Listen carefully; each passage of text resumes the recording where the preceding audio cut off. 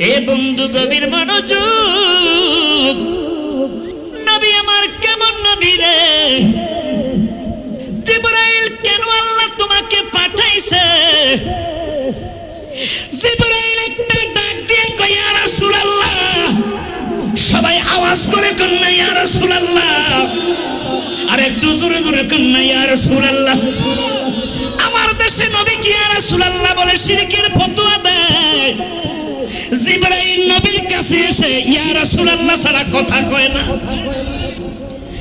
জিবরাইল ডাক দিয়ে কয় হুজুর, ইয়াসআলুকা আম্মা হুয়া আ'লামু বিহি মিনকা, আল্লাহ আপনার সম্পর্কে ভালো জানে। ও বন্ধু, ও আল্লাহ রাসূল, আপনার কাছে এখন কেমন লাগে আল্লাহ ভালো করে জানে। এরপর আল্লাহ খবর পাঠাইছে, ফায়াকুলু কাইফা তাজিদু, আপনার কাছে এখন কেমন লাগতেছে গো বন্ধু? নবী আমার ডাক দিয়ে কয় জিবরাইল, জিবরাইল রে, ও জিবরাইল, ক্বালা আজিদুনি ইয়া জিবরাইল মাগরুমান, ও আজিদুনি ইয়া জিবরাইল মাগরুবা, আমার কাছে বড় খারাপ লাগে, বড় চিন্তিত লাগে। হুজুর কিসের চিন্তা লাগে? আবার নবী দুইটা চোখের পানি ছেড়ে দিয়া কাঁদে। ইয়া রাসূলুল্লাহ, ইয়া হাবিবাল্লাহ, আপনি কাঁদেন কেন? কয় আমি কাঁদি রে আমার গুনাহগার উম্মতের জন্য। রাসূলুল্লাহ বলেন না, আর একটু জোরে জোরে কাঁদে ইয়া রাসূলুল্লাহ। নবী বিদায়ের বেলা আমাদের জন্য কাঁদে। হাসরের ময়দানে আমার নবী উম্মতের জন্য কাঁদে। আওয়াজ করে কোন ঠিক বেটি, আহা, জন্ম আমার নবীর যোগে বলে, আওয়াজ করে, জন্ম আমার নবীর যোগে বলে কেমন হতো, জন্ম আমার নবীর যোগে। দুনয়নে রাসূল পাক, দুনয়নে রাসূল পাক দেখিলে কেমন হতো, জন্ম আমার নবীর যোগে হলে কেমন হতো, জন্ম আমার নবীর যোগে। আসতো বেশে হযরতে বেলালের মধুর আযান, ঠিক না বেঠে?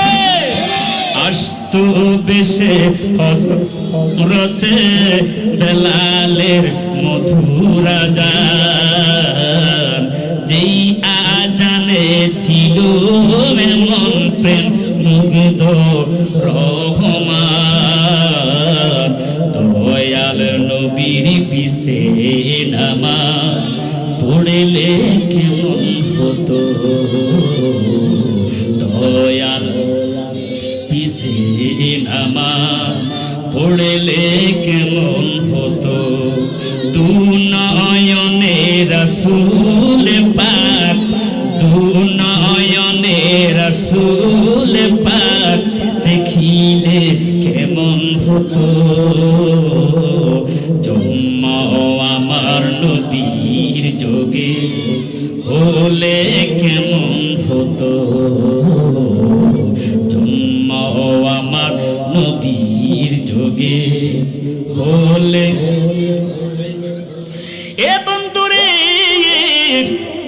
হযরতে মা ফাতেমা কি নবীজি ডাক দিলেন, ফাতেমা, জি আব্বাজান, কানের কাছে মুখ লাগাইয়া আমার নবী ফিস ফিস ফিস ফিস করে কি বলে।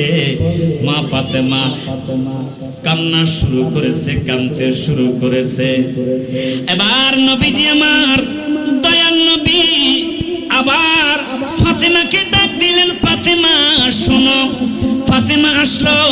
আসার পর আমার দয়াল নবীজি আবার ফিস ফিস ফিস ফিস করে কানের কাছে মুখ লাগাইয়া কি জানি বলা শুরু করেছে।